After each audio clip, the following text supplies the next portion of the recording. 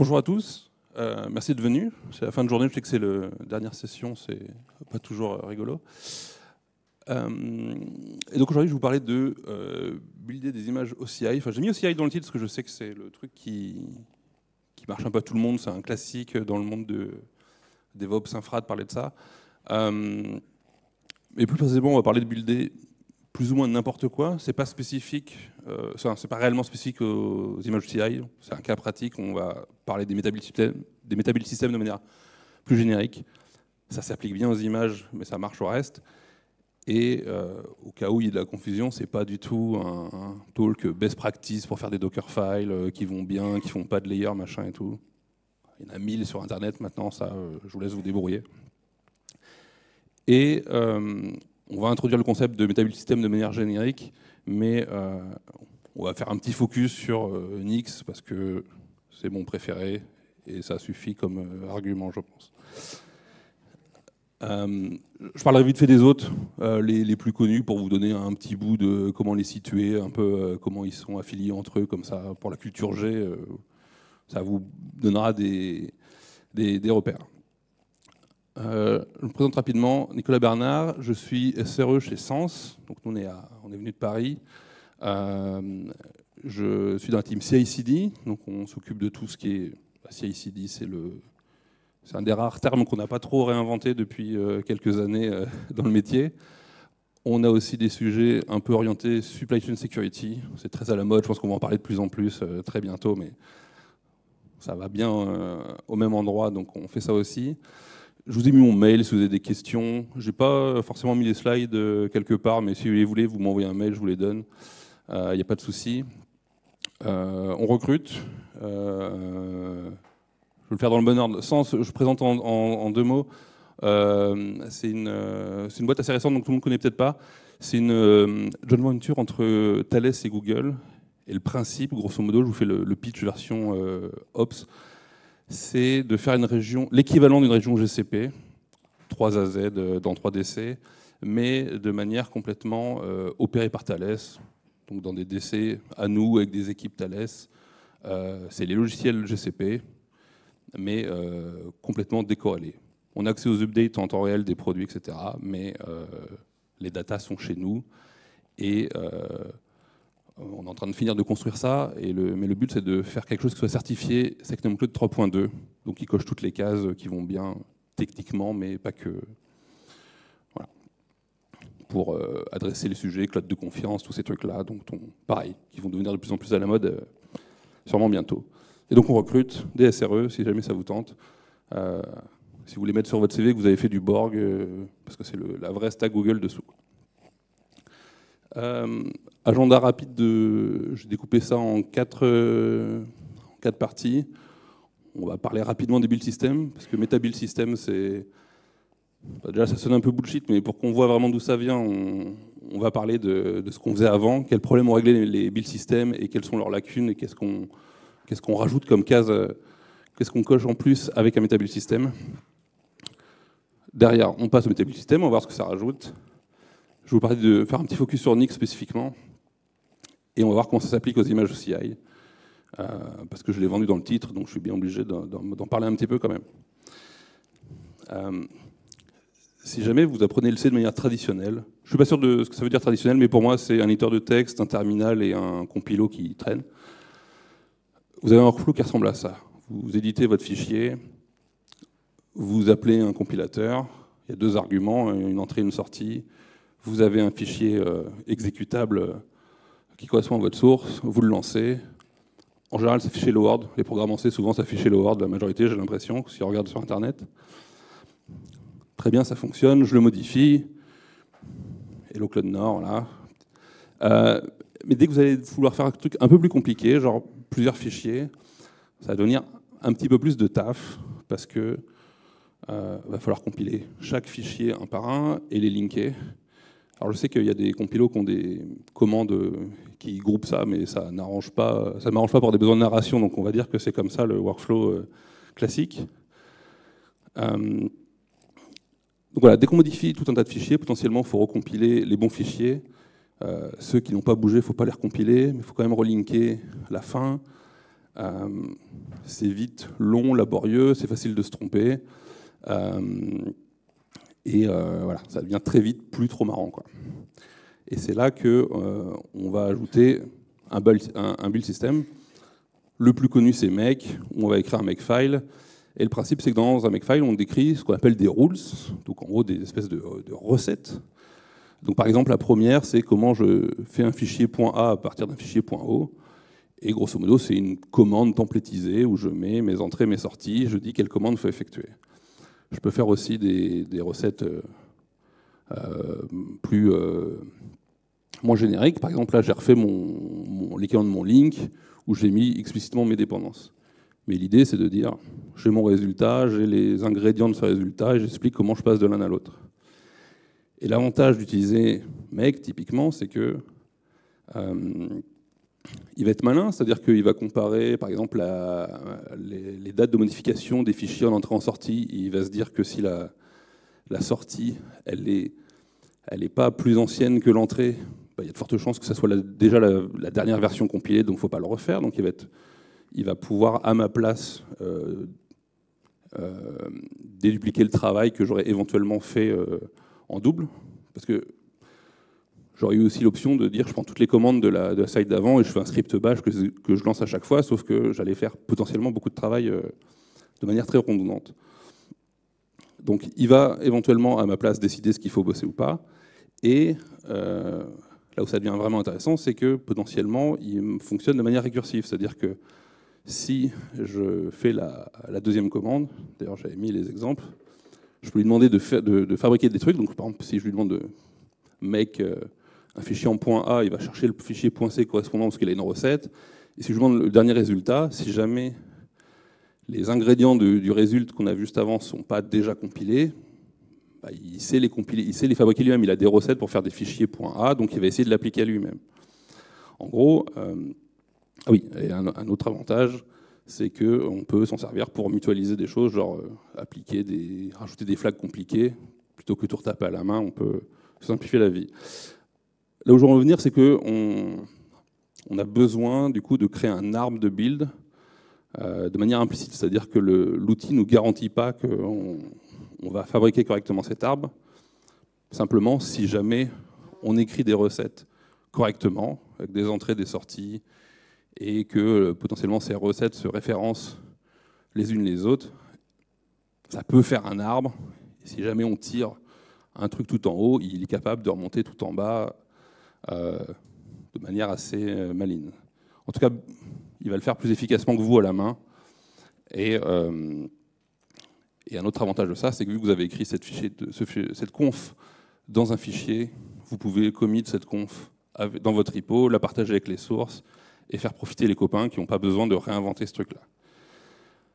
Pour moi, un des gros intérêts d'un build-system, c'est que, in fine, si c'est bien fait, je peux avoir une commande où je lui dis « fabrique-moi le résultat final » et il se débrouille. En tout cas, c'est la promesse de base. C'est ça qu'on veut, c'est vers ça qu'on veut aller.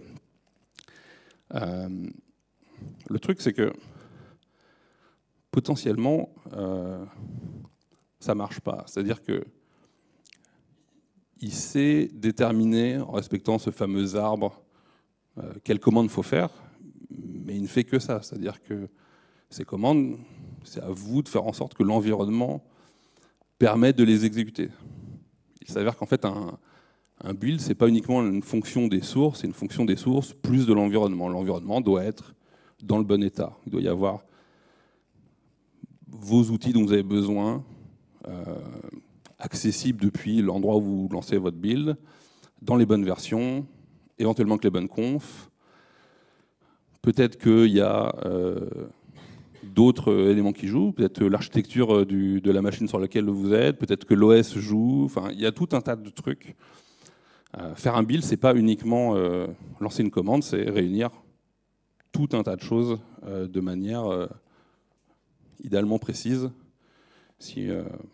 Pareil, ça c'est un sujet dont on parle aussi depuis un petit moment, c'est qu'avoir des builds qu'on appelle reproductibles, ça a vraiment tout un tas de propriétés qui nous intéressent, parce que On aime bien que le même logiciel fasse les mêmes choses chez tout le monde quand il a la même version, ce genre de choses. Donc on a besoin de maîtriser vraiment cet aspect-là. C'est là que la notion de Meta-Build System s'ajoute par-dessus. L'idée, c'est de cocher les cases qui manquent, de rajouter les fonctionnalités qu'on n'a pas dans un build system classique. La première, une des plus importantes, c'est la notion d'environnement. Comme on vient de dire, on veut les bons outils dans les bonnes versions. Il s'avère, vous l'avez peut-être déjà expérimenté vous-même, que c'est pas si simple en fait. Si vous bossez dans une team avec plusieurs dizaines de personnes, faire en sorte que tout le monde ait toujours les bonnes versions de tous les outils au même moment synchronisés, potentiellement c'est pas simple. Donc avoir un système qui vous permet de codifier ça, qui au même titre que je définis la commande ou les commandes ou le script ou peu importe la procédure qu'il faut pour builder quelque chose, je définis aussi l'environnement. Et il ne faut pas juste définir l'environnement, c'est-à-dire que si c'est juste vérifier que j'ai Go dans la bonne version, c'est facile. Là où ça a beaucoup plus de valeur, c'est quand l'outil sait aussi créer cet environnement. On lui dit ce qu'on veut et il nous le fabrique, ou il le récupère. Juste vérifier, ça ne suffit pas. C'est facile de mettre des checks dans des scripts. Reproduire cet environnement de manière fiable, c'est là où la magie devient vraiment intéressante. Un autre aspect qu'on gagne, c'est que potentiellement un build, c'est des étapes qui se parallélisent. On a vu juste avant un petit graphe, potentiellement compiler individuellement chaque fichier. On peut le faire de manière parallélisable, parce qu'on les veut tous plus tard pour les linker, mais les compiler, on peut le faire de manière parallèle. Si on est capable idéalement, sur des trucs un peu lourds, si on peut avoir des ordinateurs dédiés à chaque tâche, on peut aller plus vite. Et si on veut commencer à distribuer des builds sur tout un tas de machines, donc, on parle souvent de workers dans le jargon, c'est vachement bien si on a un moyen pratique de les mettre notamment dans le bon état, dans le bon environnement. Donc c'est là qu'on réutilise aussi cette notion d'environnement management, c'est qu'on est capable de plus facilement, en tout cas de manière automatisée,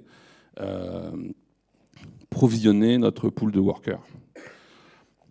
Parce que voilà, si on veut faire du distribué et qu'on doit les gérer à la main, potentiellement, c'est tout un tas de problèmes qui viennent. Le truc qui vient ensuite, c'est la notion de graphe de build explicite.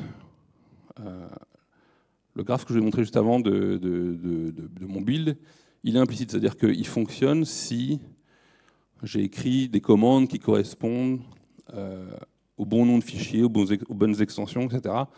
C'est à moi de d'écrire correctement les choses pour que ça fasse un graphe. L'outil ne me garantit pas que ça fera un graphe. Si je me trompe, il va juste dire tu me parles de fichiers qui n'existent pas, je ne sais pas ce que c'est ou je ne sais pas comment les fabriquer. En général, dans les Meta-Build Systems, on essaye de faire un build très explicite, c'est-à-dire que pour chaque étape, on va lister exactement ce qui rentre et ce qui sort. Et donc, potentiellement, on est capable de dessiner ce fameux graphe de manière complètement théorique, c'est-à-dire sans rien exécuter, juste en vérifiant que les ID match, etc., que tous les éléments qu'on déclare existent bien quelque part. On peut construire ce graphe et s'en servir pour notamment faire la distribution. On a besoin de ce graphe potentiellement pour dire là j'ai des trucs qui tournent en parallèle ou non, ou quand est-ce que je dois synchroniser leur boulot, le réunir pour par exemple faire une étape de link ou ce genre de choses-là. Et une fois qu'on a ça, on a l'étape d'après, c'est-à-dire que on peut faire du smart caching, c'est-à-dire que si j'ai un graphe et que mon graphe il est capable pour chaque étape de mon build de savoir ce qui rentre et ce qui sort, si je regarde ce qui a bougé depuis la dernière fois que j'ai compilé, en parcourant le graphe, je peux être capable de déterminer qu'est-ce que je dois refaire. Parce qu'a priori, tous les nodes de mon graphe qui n'ont aucun input qui a bougé, leur résultat il est bon. Donc si je l'ai mis en cache, je peux sûrement le réutiliser. Et c'est là que ça devient vraiment intéressant, c'est que potentiellement j'ai un graphe avec des des centaines, des milliers de nœuds pour un système très compliqué. Si je change unique dans un fichier, mon système devrait être capable de déterminer qu'est-ce qu'il faut faire, et surtout qu'est-ce qu'il ne faut pas faire, qu'est-ce que je peux économiser, et éviter du travail supplémentaire pour rien, et du coup finir plus vite, et mieux utiliser mes ressources, me coûter moins cher en hébergement de workers, et toutes ces choses-là. Ça a tout un tas de propriétés de savoir exactement de ne pas bosser pour rien. Les outils classiques qui implémentent ce truc-là de manière relativement générique, je vous ai listé quelques noms parce que c'est les trucs que vous pouvez éventuellement croiser. Le premier qui est un peu connu, c'est Blaze. Blaze, c'est l'outil interne de Google. À la base, ils l'ont créé parce qu'ils faisaient beaucoup de C++ à une époque. Ils en font toujours, mais moins, je crois. Et C++, si vous connaissez, c'est potentiellement très long à compiler. Il faut compiler chaque fichier et faire des lignes de temps en temps. Et Google, ils ont des tonnes de millions de lignes de code de ça. Potentiellement, faire un build, ça prenait littéralement des heures. Et l'idée, c'est, j'ai un système qui va être capable de prendre mes sources C++, potentiellement les distribuer sur des dizaines et des dizaines de nodes, et compiler en 10 minutes ce qui, sans Blaze, prenait plusieurs heures. Je n'ai pas été rechercher les stats, mais je crois même qu'il y a eu des économies encore plus impressionnantes en termes de gains. Il y a tout un tas de Googlers qui disent qu'une fois qu'on a goûté, c'est compliqué d'aller à des endroits où il n'y a pas un équivalent. Ensuite, il y a Bazel. Bazel, c'est la version open source de Blaze. Ils ont fini par faire une version qu'ils ont un peu partagée avec le reste du monde. Je ne sais pas exactement à quel point elles sont différentes et quel est l'écart de fonctionnalité. Je pense que Blaze, c'est surtout qu'il y a beaucoup d'adhérence à des choses internes de Google, alors que Bazel est plus générique et utilisable dehors. Ponce, c'est un métabile système qui est très similaire à Blaze, qui a été inventé chez Twitter. En gros, c'est des anciens de Google qui sont partis chez Twitter et qui ont dit Blaze, c'était quand même vachement bien, il nous faudra la même chose. Donc ils se sont dit ça valait le coup de le refaire. Donc ils ont essayé de refaire un système un peu similaire. Je crois, la plus grosse différence, c'est que Ponce, je crois que c'est en Python, alors que Blaze, c'est en C++. Et donc Ponce, c'est très fort pour builder des choses en Python. Blaze, à la base, c'était vraiment plus C++, Java et maintenant Go. Ce qui est rigolo, c'est que au moment où ils ont fait Ponce, Bazel n'était pas sorti. Bazel est sorti après. Twitter a migré sur Bazel. Donc aujourd'hui, il y a des gens qui utilisent Ponce, mais Twitter, qui a créé Ponce, utilise Bazel pour essayer de réaligner sur l'upstream. Buck, c'est un peu comme Ponce, c'est chez Facebook. Pareil, des anciens Googlers qui disaient que c'était vachement bien, qu'il faudrait un peu la même chose. Buck, c'est extrêmement similaire à Blaze dans le sens où même le langage de configuration, il est très similaire. Ils ont un machin qui s'appelle le Starlark, c'est une espèce de Python light, je ne sais pas exactement. Je ne suis pas fan personnellement, mais voilà, c'est un truc type Python. Et il n'y a pas très longtemps, ils ont fait Buck2, qui est une réécriture de Buck en Rust, parce que voilà, c'est connu, tout réécrire en Rust, c'est toujours une bonne idée. Et il y a Nix, qui est un peu à part. Nix, c'est pas un truc qui a été fait pour imiter Google, c'était la thèse de fin d'études de son créateur. Nix a fêté ses 20 ans cette année, je crois, il n'y a pas longtemps, et c'est un truc qui a existé un peu en parallèle, qui fonctionne un peu différemment en termes de comment c'est fait en termes d'architecture, de configuration. C'est un autre langage, je vais vous en parler juste après. Mais c'est très similaire, c'est ce système de graphes, de cache, etc., et de description de build avec des entrées et des sorties, pour avoir un truc aux petits oignons. Et donc, ce qui est un peu spécial quand on s'intéresse à Nix, c'est que Nix, en termes de nommage, il y avait un truc à faire, mais ça désigne à la fois un package manager, un build system et un langage de configuration. C'est un des trucs qui est un peu pénible quand on explique Nix à des nouveaux gens, c'est qu'il faut expliquer un peu les différentes notions. Il y a aussi un truc qui s'appelle NixOS, qui n'est pas Nix, mais qui est basé sur, qui est dans la foulée, c'est-à-dire que ça part du principe que j'ai switché en anglais au milieu, je ne sais plus pourquoi, mais voilà, suivez-moi, il n'y a pas trop de phrases, ne vous inquiétez pas. L'idée, c'est qu'un OS, c'est essentiellement des tonnes de fichiers qui contiennent les choses qu'on a besoin au bon endroit. Et Nix est vachement fort pour builder des fichiers exactement comme on a envie.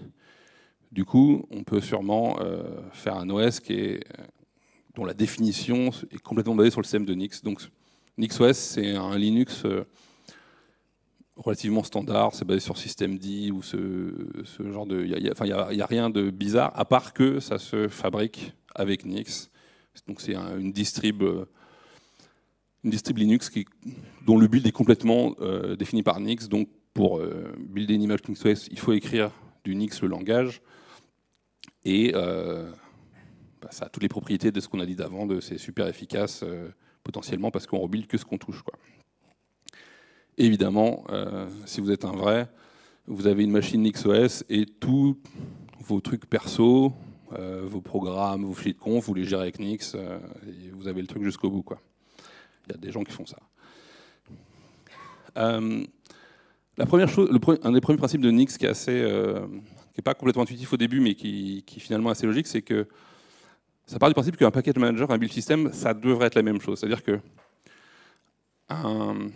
un bon package manager, ça devrait être un truc qui est capable de builder le package qu'on lui demande. Et idéalement, en fait, cette définition de package, vu qu'il y a tout un tas de gens potentiellement qui s'en servent, elle est déjà buildée quelque part, il y a un cache. Et d'une certaine manière, un package manager, c'est un build system qui la vaste majorité du temps, trouve ce qu'il veut build en cache et se contente de l'installer.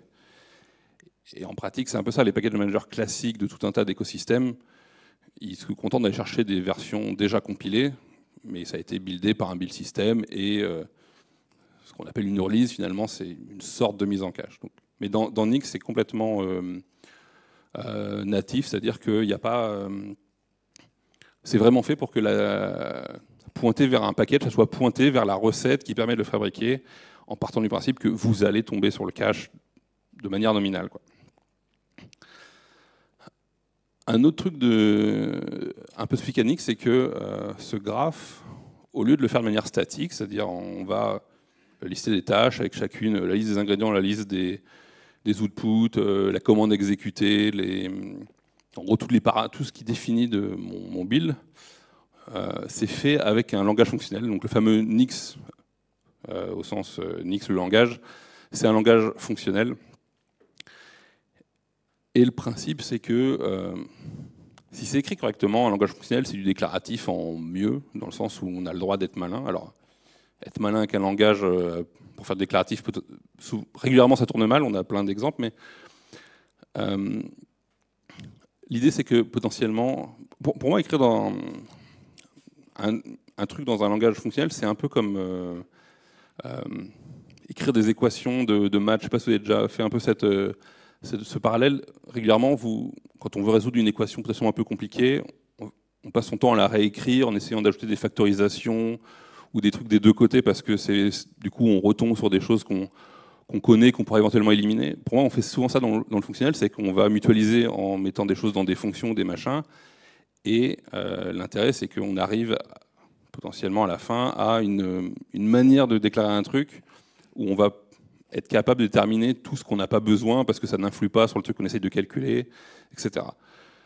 Le principe de Nix en termes de configuration, c'est qu'on va utiliser un langage fonctionnel et que potentiellement, on va pouvoir générer tout notre graphe avec ce langage-là et, in fine, quand on aura notre expression finale qui décrit tout notre graphe, on pourra soit s'en servir pour builder des trucs, soit on pourra s'en servir pour juste regarder ce qu'il y a dedans. C'est-à-dire qu'on peut simplement lister les paquets que mon machin sait build sans les exécuter, juste parce que j'ai un super graphe fonctionnel, où je peux regarder quelles sont les dépendances que je veux d'Internet, ou lister si... est-ce que je parle plusieurs fois d'un programme mais dans des versions différentes. Si jamais dans les métadatas des builds on liste les licences, on peut dire liste-moi les trucs par licence. Enfin, on peut faire ce qu'on veut après, ça permet d'avoir une data source qu'on peut manipuler dans le sens qu'on veut.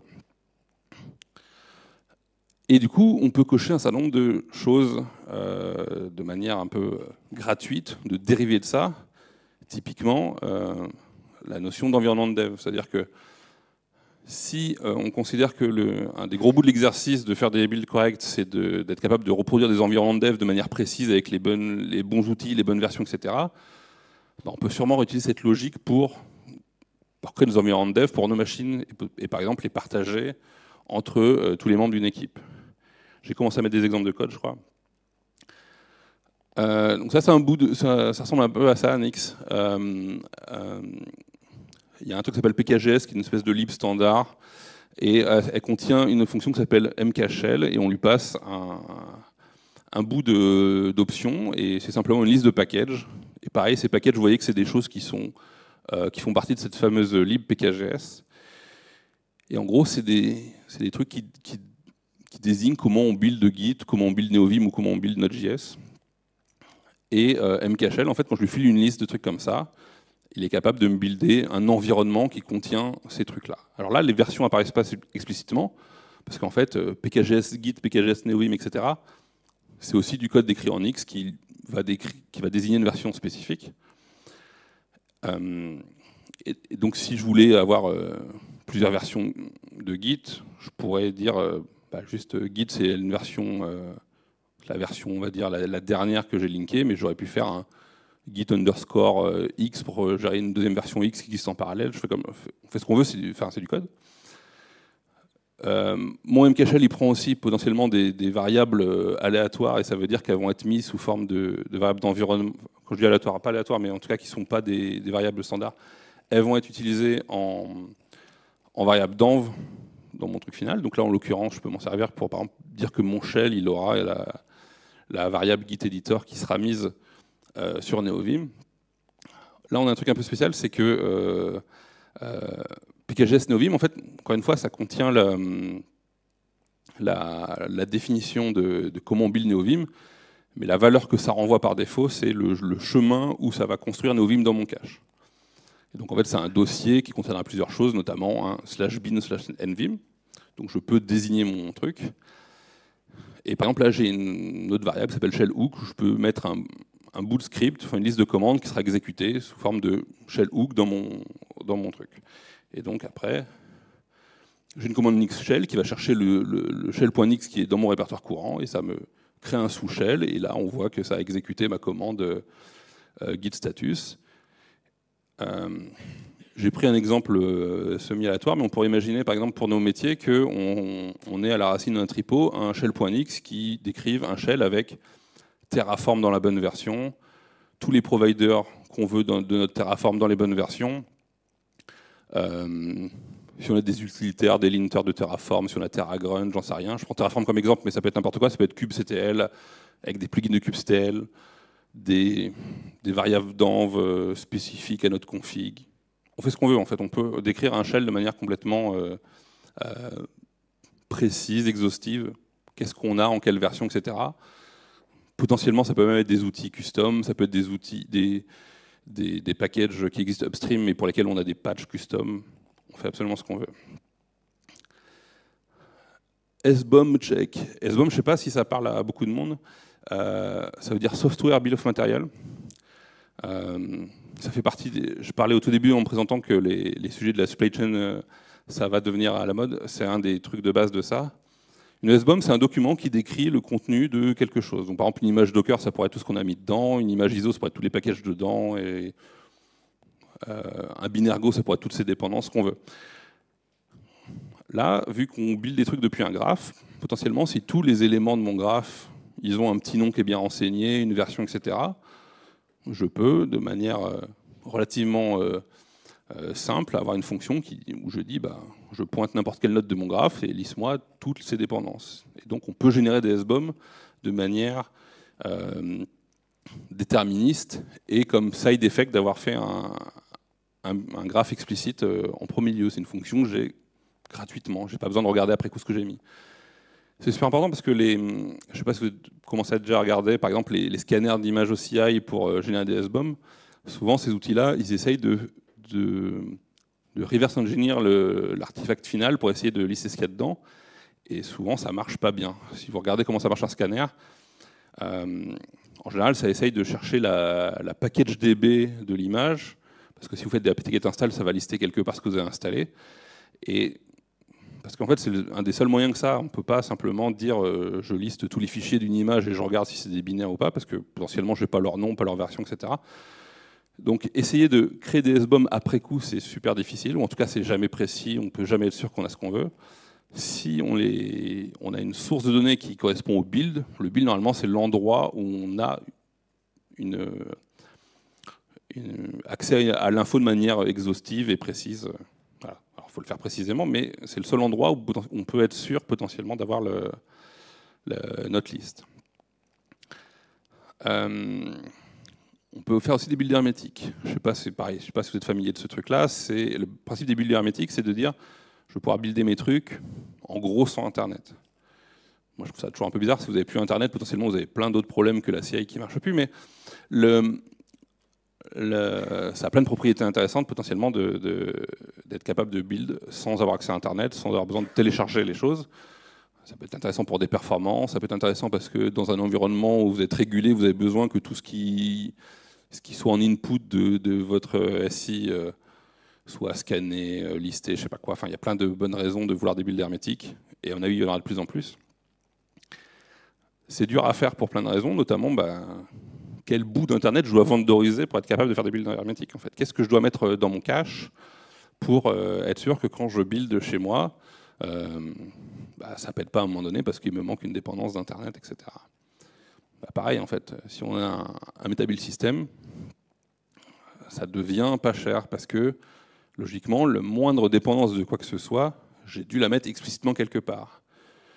J'ai le droit de dire que des dépendances sont des machins que je veux d'Internet. Dans Nix, il y a un helper où on a un fetch tarball, ou fetch git, ou fetch ce qu'on veut.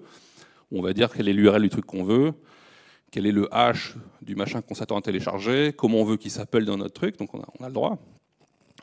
Et il va le faire. La première fois, il va les mettre en cache, comme ça les fois d'après, il n'y aura plus besoin de les récupérer. Mais surtout, en fait, ces informations qui déterminent tout ce que je veux récupérer, vu qu'elles font partie de mon graphe et que mon graphe est un truc fonctionnel / déclaratif, je peux faire une fonction qui parcourt mon graphe et qui me liste toutes les URL externes que je vais télécharger. Et donc je suis capable de lister ce que j'ai besoin d'Internet et de les pré-télécharger, les pré-scanner, les pré ce que je veux, ou les filer à l'équipe de sécu si c'est l'équipe de sécu qui doit me les importer. J'en sais rien, on fait ce qu'on veut en fait. Mais en tout cas, ça devient... ça ne devient pas gratuit parce qu'il faut quand même faire l'étape de téléchargement, de stockage, etc. d'avant, mais en tout cas, fournir la source et déterminer exactement ce qu'on a besoin, ça devient très peu cher parce que c'est juste une conséquence de posséder, de connaître le graphe explicite de ce qu'on veut build. On va parler un peu d'OCI image, je sais que c'est là-dessus que j'en ai appâté certains, j'imagine.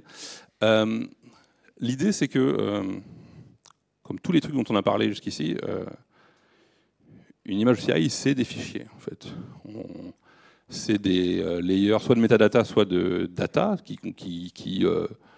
qui additionnés les uns aux autres dans le bon ordre, vont faire le FS de l'image. Et tout ce layer, en fait, à la fin, je mets ça dans un gros tar GZ, et mon tar GZ, c'est mon image Docker.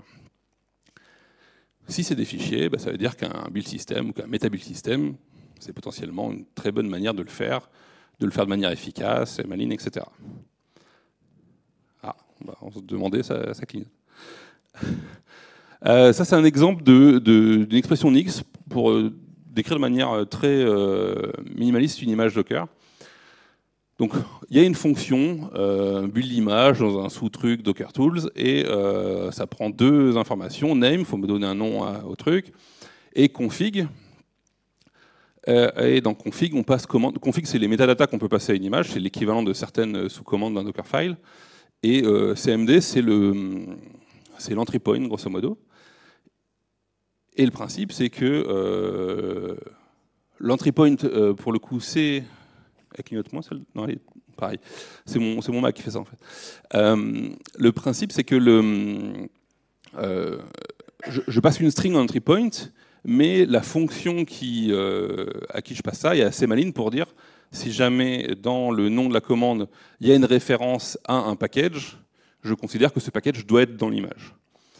Donc cette fonction va être assez maligne pour déterminer par rapport à... Alors il y a aussi des champs pour éventuellement lister explicitement ce qu'on veut mettre dedans, mais là, grosso modo, juste en listant l'entry point, il part du principe que la commande que je lance en entry point, elle devrait être dans l'image pour que ça marche mieux, quoi. Et donc, par exemple, là, je vous ai mis un peu plus de log. Si je fais un xbuild de mon fichier qui décrit ce truc-là, un des trucs qu'on voit au tout début, c'est qu'il y a un truc qui s'appelle les dérivations. Donc, c'est la manière dont Nix désigne les machins qu'il faut potentiellement fabriquer et mettre en cache. Et on voit qu'il y en a 3. Le premier, il s'appelle Docker Layer Hello Docker. Donc ça, c'est sûrement la layer qui contient mon package qui s'appelait Hello Docker. Il y a une deuxième qui s'appelle Runtime Depth. Donc ça, c'est sûrement celle qui contient les dépendances de mon Hello Docker, s'il y en a. Il va me les faire sur une layer séparée, parce que potentiellement, quand si je touche mon fichier Hello Docker, il y a des chances que les dépendances, ça soit des trucs genre la glibc, des machins comme ça, qui vont probablement pas bouger. Donc il a été malin, il me les a mis sur une layer séparée, comme ça il n'y aura pas besoin de la rebuild et il pourra utiliser la même. Et ma troisième dérivation, c'est mon image Docker qui est un tar.gz. Donc là, il y a un peu de log sur il fabrique mon image, il fabrique ma layer, et in fine, il build les dépendances, il build l'image elle-même, il fait un peu de ménage, je sais pas quoi, et in fine, la dernière ligne, c'est mon fichier final que j'ai fabriqué, parce que une image Docker, c'est un fichier tar.gz. Alors vous voyez qu'elle est dans un endroit qui s'appelle Nixstore quelque chose, et donc Nixstore c'est l'endroit par défaut où il met tous les machins qui build en disant bah, la première fois que je les fabrique je les mets là, comme ça si on me les redemande je sais qu'ils sont là. Le nom de mon truc dans le Nixstore il commence par un hash. Ça c'est la manière dont Nix calcule un espèce d'identifiant unique. C'est pas un hash du résultat, parce qu'il veut du résultat des fichiers qui contient, parce qu'il veut être capable de le calculer avant de fabriquer. C'est un hash des inputs. Et c'est ce mécanisme qui lui permet justement de savoir à l'avance s'il va devoir rebuilder quelque chose. En gros, il va calculer le hash des inputs d'un truc qu'on lui demande de fabriquer, d'un node du graphe. Il va regarder s'il l'a déjà. S'il l'a déjà, il considère que ça va faire la même chose, donc il ne rebuilde pas. Et s'il ne l'a pas, il refabrique. Nix ne garantit pas par nature de faire des choses reproductibles bit à bit parce que c'est super compliqué. Nix c'est un système générique qui wrap les commandes qu'on lui donne, donc il ne peut pas garantir tout seul ce genre de propriété. Par contre, voilà, il fait ça sur les inputs et ça marche vachement bien pour savoir qu'est-ce qu'il faut refaire ou pas refaire. Là, mon thème n'a pas voulu me mettre les trucs à la même taille parce que je sais pas, mais bref, c'est deux commandes similaires. La première, c'est on load mon fichier direct, c'est un truc qu'on peut faire, c'est une sous-commande de Docker, on peut, au lieu de lui donner une référence à l'image, on peut lui filer une référence à un fichier, il l'importe. La deuxième commande, c'est l'équivalent, mais on peut. En gros, l'idée, c'est que vu que Nixbuild, le dernier truc qu'il affiche, c'est la référence au fichier qu'il vient de fabriquer. On peut le passer comme ça revient au même.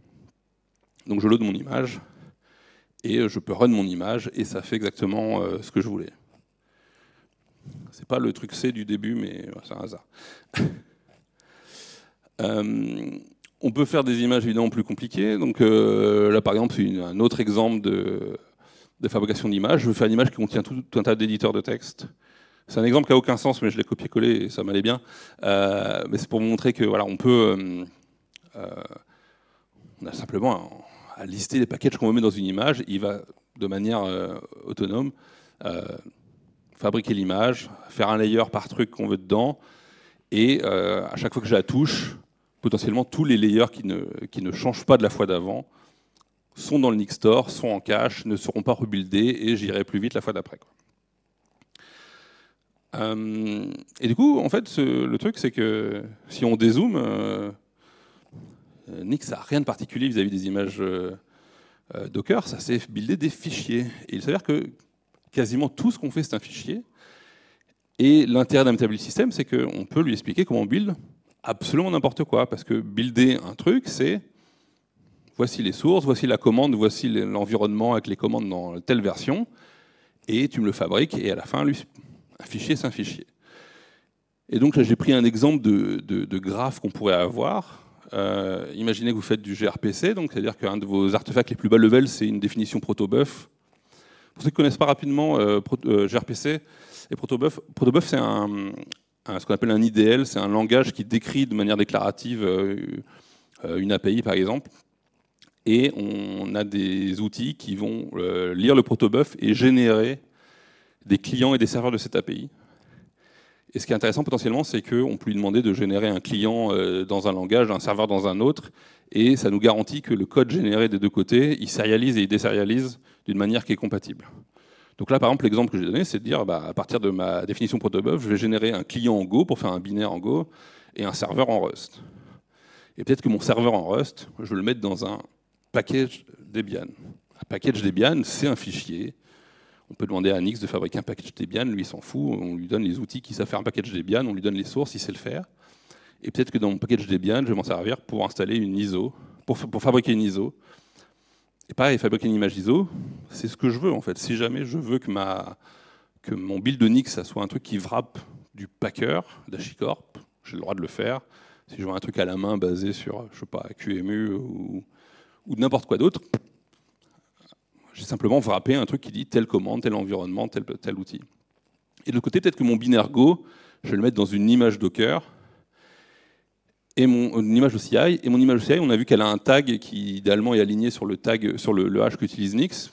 Potentiellement, je peux m'en servir et générer des manifestes YAML si j'ai envie, qui désignent comment déployer mon application dans Kubernetes avec cette image et ce tag-là par défaut.